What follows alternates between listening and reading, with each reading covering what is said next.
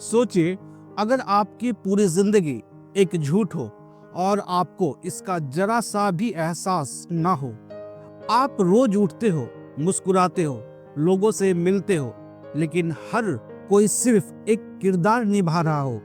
आज की कहानी है ट्रूमैन बरबैंक नाम के एक आदमी की, जिसे लगता है कि वो एक आम जिंदगी जी रहा है, लेकिन असल में उसकी जिंदगी खुद एक शो है। और इस शो का नाम है the Truman show. The Truman show की शुरुआत एक ऐसी दुनिया से होती है जो देखने में एकदम सुनहरी और खुशनुमा लगती है, लेकिन असल में वह एक बहुत बड़ा झूठ है। ट्रूमैन बरबैंक सी हेवन नाम के एक बहुत ही खूबसूरत और शांत द्वीप पर रहता है। वह अपनी जिंदगी से खुश है। उसकी एक प्यारी पत्नी है और एक अच्छा दोस्त है।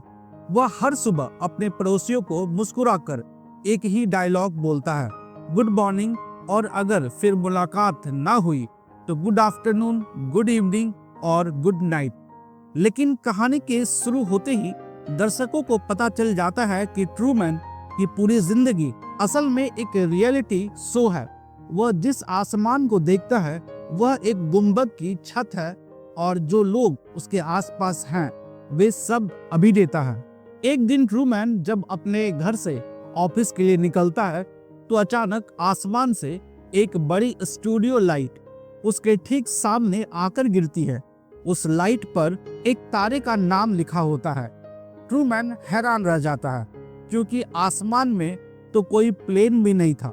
कुछ ही देर में रेडियो पर एक झूठी खबर चलाई जाती है, एक विमान का हिस्सा गिर गया है, ताकि ट्रूमैन को शक ना हो। ट्रूमैन बचपन से ही समंदर पार करके बाहर की दुनिया देखना चाहता था, लेकिन शो के डायरेक्टर क्रिस्टोफ ने उसे रोकने के लिए एक साजिश रची थी। बचपन में जब ट्रूमैन अपने पिता के साथ नाव चला रहा था, तब एक नकली तूफान में उसके पिता को डूबते हुए दिखाया गया। ट्रूमैन को लगा कि उसके पिता मर गए हैं। इस हादसे की वजह से ट्रूमैन के मन में पानी का ऐसा खौफ बैठ गया कि वह कभी भी उस द्वीप को छोड़कर जाने की हिम्मत नहीं जुटा सका। कहानी तब करवट लेती है जब ट्रूमैन सड़क पर एक भिखारी को देखता है। उसे ध्यान से देखने पर पता चलता है कि वह तो वही पिता है जो सालों पहले डूब गए थे। ट्रूमैन उनके पास भागकर जाना चाहता है, लेकिन तभी अचानक वहां अजीब हलचल होने लगती है। आसपास के लोग उसे घेर लेते हैं और एक बस अचानक आकर उस भिखारी को उठाकर ले जाती है।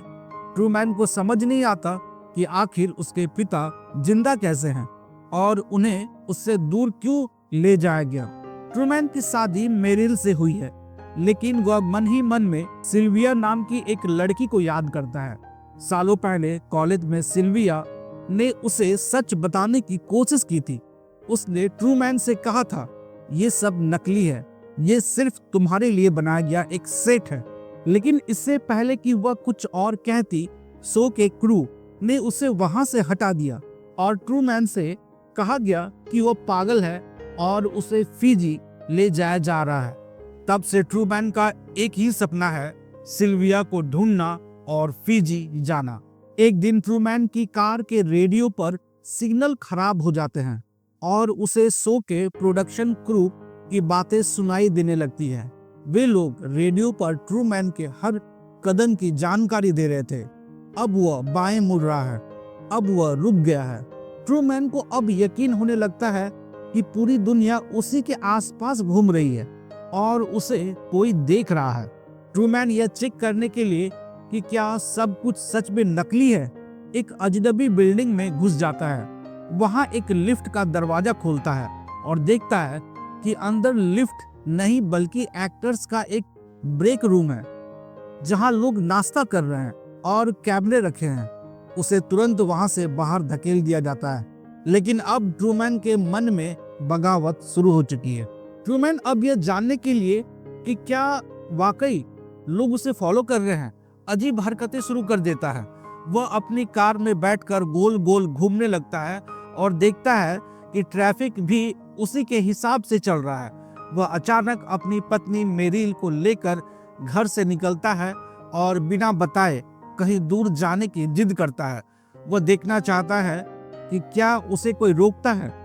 जैसे ही ट्रूमैन द्वीप से बाहर निकलने वाले पुल की ओर बढ़ता है, शो का कंट्रोल रूम उसे रोकने के लिए बाधाएं पैदा करना शुरू कर देता है। अचानक सड़क पर भारी ट्रैफिक आ जाता है।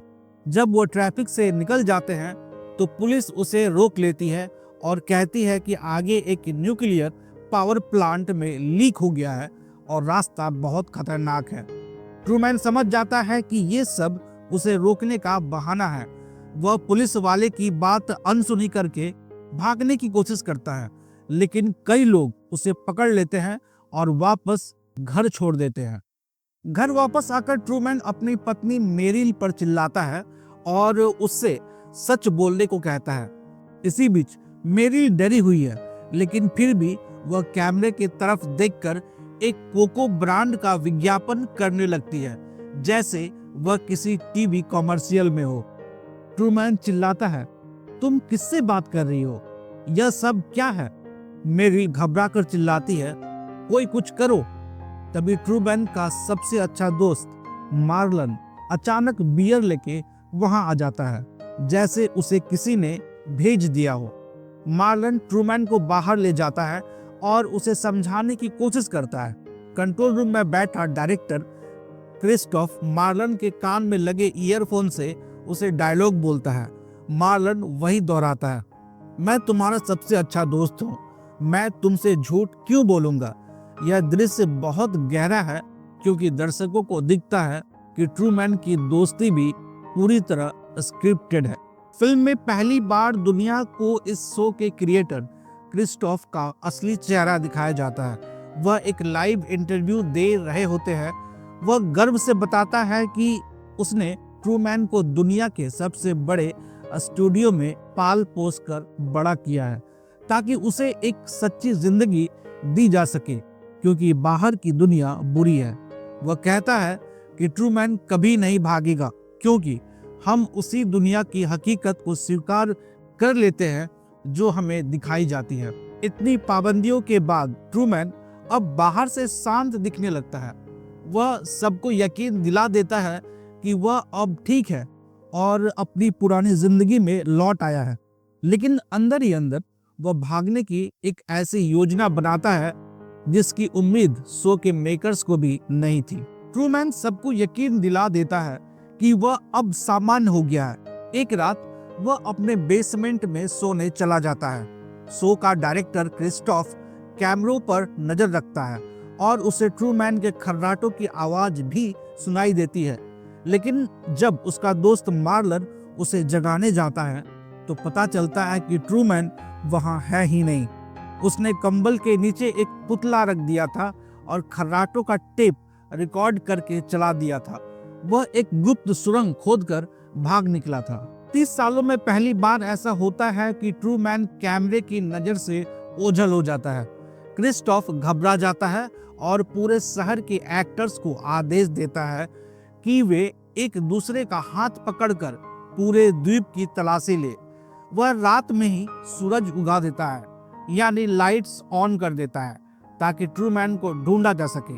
अब ट्रूमैन कहीं नहीं मिलता, तो पहली बार शो का सिग्नल काट दिया जाता है और पूरी दुनिया में टीवी स्क्रीन काली हो जाती है। क्रिस्टोफ को एहसास होता है कि ट्रूमैन ने अपने सबसे बड़े डर समुद्र पर जीत पा ली है। कैमरा अब समंदर की तरफ जूम करता है तो ट्रूमैन एक छोटी सी नाव में दिखाई देता है। वह पागलों की तरह नाव चलाकर उस गुंबद की सीमा तक पहुंचने की कोशिश कर रहा है। जब ट्रूमैन को वापस लौटने के लिए मनाया नहीं जा सका तो क्रिस्टोफ जानबूझकर बनावटी तूफान पैदा कर देता है। समंदर में ऊंची लहरें उठती हैं और बिजली कड़कती है। ट्रूमैन नाव से गिरने वाला होता है, लेकिन वह खुद को रस्सी से बांध लेता है और चिल्लाता है, क्या तुम बस इतना ही कर सकते हो? तुम्हें मुझे मारना होगा। ट्रूमैन की जिद और हिम्मत देखकर क्रिस्टोफ का दिल पसीज जाता है और वह तूफान रोकने का आदेश देता है। तूफान थमने के बाद ट्रूमैन की नाव आगे बढ़ती है और अचानक आसमान से टकराती है। ट्रूमैन हैरान रह जाता है, क्योंकि जिसे वह आसमान समझ रहा था वह असल में एक नीली पेंट की दीवार थी वह रोते हुए उस दीवार को छूता है, उसे एहसास होता है कि उसकी पूरी जिंदगी एक कमरे के अंदर बीत गई। दीवार के किनारे चलते हुए उसे एक सीढ़ी और एक दरवाजा मिलता है जिस पर एग्जिट लिखा होता है। जैसे ही ट्रूमैन दरवाजा खोलकर बाहर निकलने लगता है, आसमान से एक भारी आवाज गूंजती है। वह शो का डायरेक्टर क्रिस्टोफ है। वह ट्रूमैन से कहता है, बाहर की दुनिया में भी उतना ही झूठ है जितना यहाँ तुम सुरक्षित हो, तुम एक स्टार हो। ट्रूमैन थोड़ी देर के लिए रुकता है, कैमरे की तरफ मुड़ता है और अपनी वही मशहूर मुस्कुराहट के साथ कहता है, in case I don't see you again, good afternoon, good evening and good night. वह झुककर दर्शकों का अभिवादन करता है और अंधेरे दरवाजे से बाहर निकल जाता है। पूरी दुनिया के लोग खुशी से झूम उठते हैं। सिल्विया उससे मिलने के लिए घर से भागती है।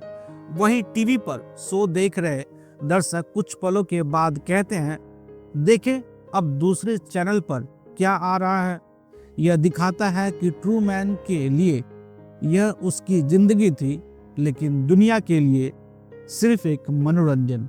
दोस्तों, इसी के साथ ये कहानी यहाँ खत्म होती है। कहानी आपको कैसी लगी मुझे कमेंट करके जरूर बताइएगा। कहानी को पूरा सुनने के लिए बहुत बहुत धन्यवाद।